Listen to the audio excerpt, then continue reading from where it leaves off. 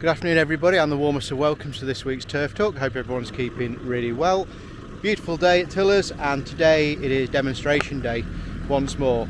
So we've got always lovely beautiful turf here. Now one of the key things in turf to avoid is compaction, and I'm not suggesting for 1 minute we use this machine on established turf, but certainly on bare ground for good preparation, particularly in turf production. I mean, yes, you can use decompaction, golf courses, football, and all that kind of thing absolutely works, but in turf production it doesn't. But certainly if you're getting this bare land decompacted, it's perfect. So we're going to look at the Imants ShockWave Xtreme. So let's go over, we'll talk a bit more about how it works, have a closer look at the machine and see it in action.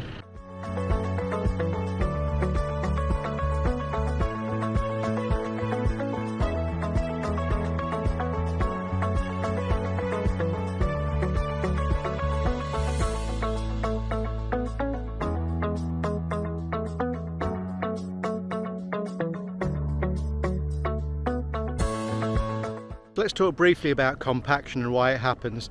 So this is a field that we're currently harvesting, and this is an area that's been harvested. And obviously over the last sort of year, 15 months, this field has had endless traffic over it. It's had mowers over it, it's had the harvester over it recently, it's had vehicles coming in to collect the turf, it's had all the other things, sprayers, fertiliser spreaders, hoovers, all sorts of stuff going over it. So therefore the ground inevitably becomes very firm. So why is this negative for grass?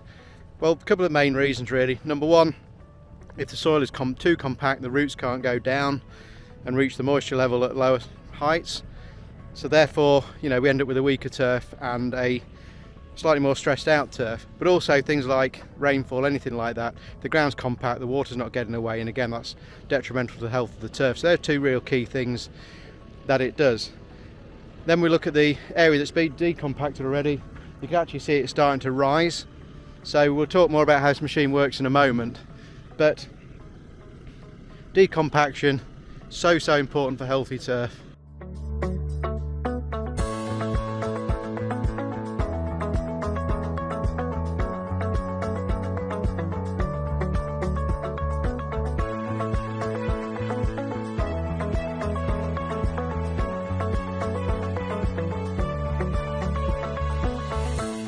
Many ways that we can aerate. We can use what I would call vertical tines, so these are tines that come straight down.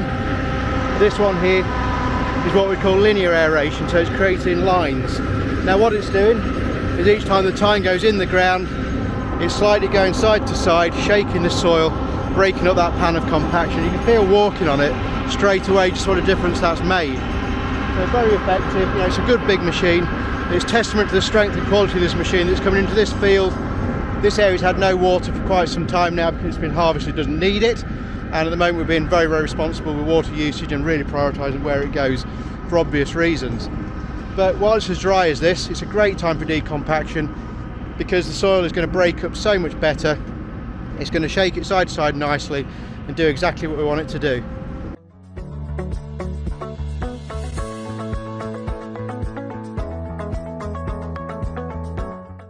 So if you just take a closer look at this area that's been done, we can see the lines here that have been created, and then in between you can see all these fissures.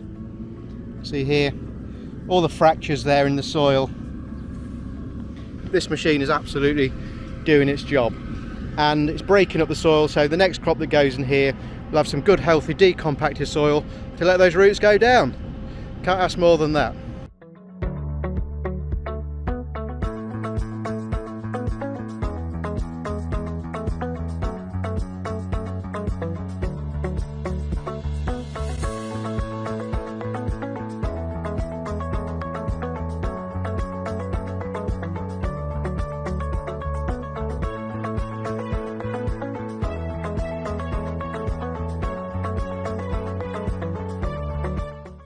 When we talk of types of aerators, there are obviously many options, and you know, the more common types would be, as I said earlier, the vertical aeration, things that go up and down like that.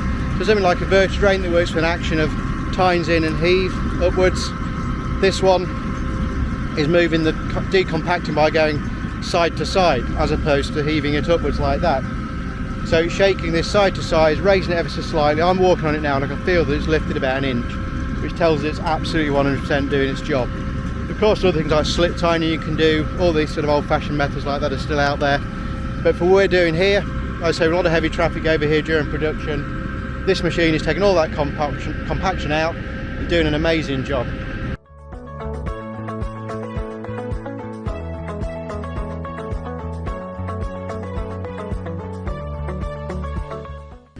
So just looking down at the job again that it's doing, I was talking about the heave. You can see quite clearly here, I can literally put my fingers there. So this is an untreated area, that's a treated area.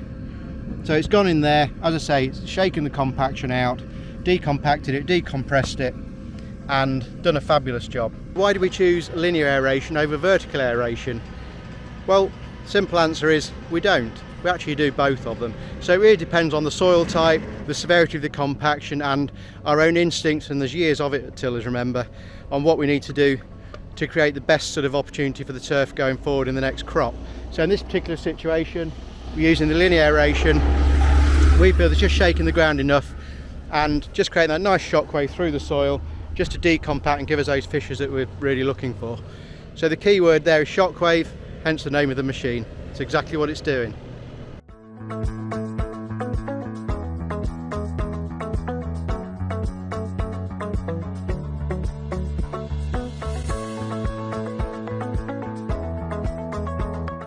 Well, I've been joined by Simon. Simon, like I say, is a good friend of tillers and somebody that's supplied with lots of quality equipment, not just for ourselves but for our sister company Fine Turf over the last few years.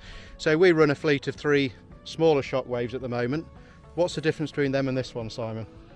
So basically it's beefed up. The idea is that it's heavier duty and it's designed to get you a faster forward speed over the standard shockwaves. Okay. So to make that happen, it runs at 1000 PTO rather than 540 to get the blade swinging. Yeah. And because of that, they've had to beef the drive up, which means they've moved it to the side. Yeah. So you can basically travel over the ground over twice as fast as a standard machine. Yep. Which is the whole point of it, more productive. Yep, so more efficiency, more productivity for the operator, and obviously saving money for the company. Absolutely. The quicker we get the job done, you know, simple maths on that one. So I'm just going to turn the camera around, Simon, and just talk us through the blades. Yeah, so the blades are drop forged. And basically how a shockwave works is it works by displacement. A lot of people think that the blades are moving left and right. Yeah. But what they actually do is, because of the thickness of the blades, it pushes the ground apart. Yeah. And then the next blade comes along and pushes it back, and that's what creates your shockwave and your decompaction. Yeah.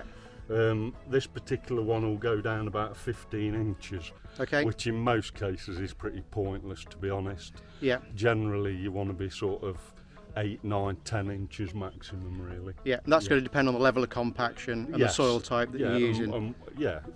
But for normal grass, you don't need to go any deeper than that. So with the blade configuration then, it is kind of shaking it, but in a different sort of way. Yeah, so it's displacement and timing, so it's very simple. It's just blades rotating, and because of the width, it causes the ground to displace.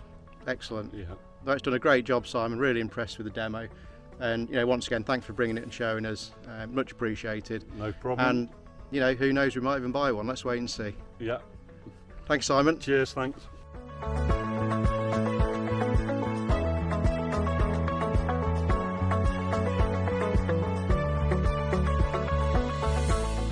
Of course, things like the shockwave can do an amazing job on established turf as well. Obviously we don't use it in turf production, because on here, if we run those lines down the field, we obliterate the crop and we simply cannot lift it. So if we have a situation, say in a headland where we've got a slightly wet hole, a little bit compacted in there, then that's a situation where we'd probably consider vertical aeration, so we'd have the tines going straight into the ground, not creating that big long line along the field. So yeah, the options are always there, but our sort of decompactor of choice for this particular field is the shockwave. And, you know, fantastic machine, very, very impressed with it. And a massive thank you to Simon and Campis for showing it to us today. And yeah, we'll make a decision going forward on, you know, whether we feel this is a machine we want to purchase. We do have machines like this on the fleet already.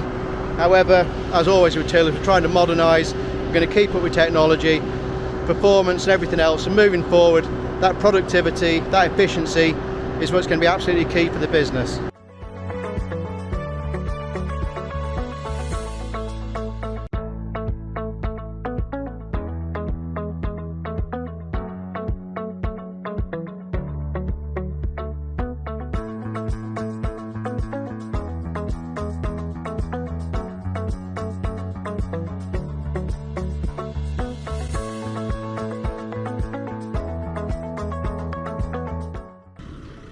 that's this particular area of harvested ground just about done with the ShockWave, and it's been a great demonstration. And once again, a massive thank you to Campis for showing us the machine, and for Simon for coming down, who, you know, he's been a long-term associate of Tillers now, and, you know, a great company to deal with. So really pleased, really impressed with the job that this machine's done. So yeah, thank you as always for watching. Please continue to subscribe to help us grow the channel by sharing, and in the meantime, have a great weekend. Take care everybody, and as always, cheers for now.